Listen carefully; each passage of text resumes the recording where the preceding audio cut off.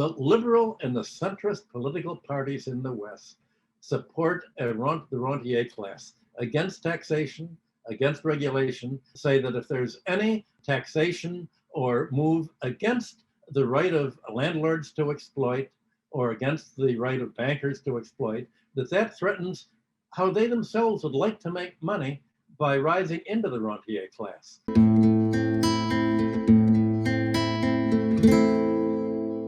Well, if you're a Darwinian theorist, you'd think, well, according to the struggle for existence and survival of the fittest, you'd imagine that because the Western US and British and Western economies are inefficient, they're politically abhorrent, that they'd die out.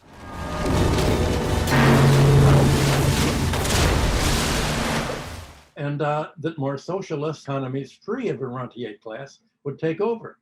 But the West is struggling to avoid this from happening. It's fighting back. The only way that it can avoid being outcompeted is to insist that China and other countries financialize their own economies, just as the West is doing to itself. This financialization is a rentier free lunch. It's unearned income, as I said, that has no counterpart and actually creating value, not a necessary cost of production, and it doesn't even create utility. There's no greater utility when Americans have to go into debt to pay for a high-cost education instead of getting a free public education. There's no utility in having to go through insurance companies to get medical care and pay 18% GDP for medical care and have to declare bankruptcy if you go to a hospital and have enormous charges that you can't afford. You even lose your pensions if you don't pay your education debt, and if your parents have countersigned for your education loan, they can lose their Social Security, and pensions can be seized by the banks or whoever is the creditor to take for themselves in order to pay the interest that's due at 8.5%, by the way. So countries that are trying to resist this global takeover are called authoritarian. They're authoritarian by having the authority not to accept pro-financial rules, not to give tax favoritism to finance real estate monopolies, and not to treat labor and land in terms of human rights and basic needs, but as commodities to be exploited, as something that yields economic rent.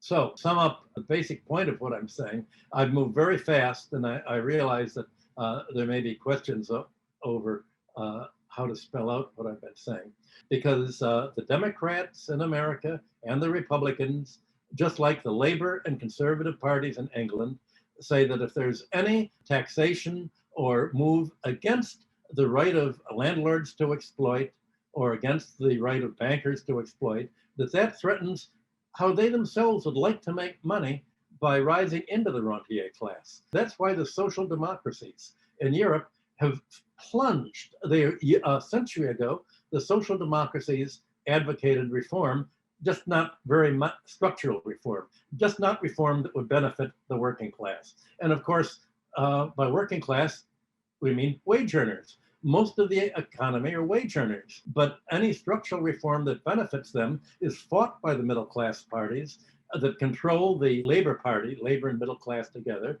and really have prevented any kind of an evolution into socialism.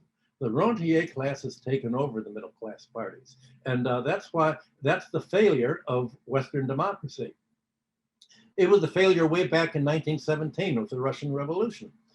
Trotsky's biography of Stalin said that Trotsky and Lenin wanted the Communist Party to seize power. Stalin, Zinoviev, Bukharin, they said, no, we have to wait. Let's work with let's make a united front with the Social Democrats and the middle class. And Trotsky said, look, the middle class is always behind the rest of the economy. The time to do it is now.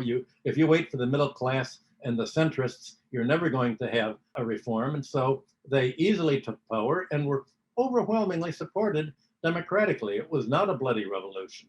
It was a very simple takeover. Similarly, in China, the middle class party turned out to be the party of Chiang Kai-shek. That's why there was a split a century ago this year between the Chinese Communist Party and the Kuomintang, because they realized that the middle class party not only would not support basic reform, but assassinated the left-wing leaders wanting reform. And it was the assassination of 1921 that led to the Communist Party of China to split with the Kuomintang. There was a realization at that point that the middle class would end up backing Chiang Kai-shek and forcing the awful civil war that took so many generations to win. So political democracy is not able to achieve economic democracy in the West or anywhere else. And that's why the US and other Western democracy opposes China's success, because it fears China is an existential threat. If China can show that public control of banking and the tax system and education and finance and transportation and basic public infrastructure can be less expensive, more efficient, and more productive than financialization, then that means the whole world will go the route of that it was supposed to go in the 19th century, of getting rid of the frontier class, of getting rid of feudalism. Western civilization is still dominated by a resurgence of the feudal interests that plunged the West into a dark age after Rome. So we're in that basic existential fight of the West today. That's what my book's about. Political party democracy is unable to resist a financial oligarchy. And the real clash of civilization is really that economic fight between public control and oligarchy. Or as Rosa Luxemburg put it, the choices between socialism and barbarism.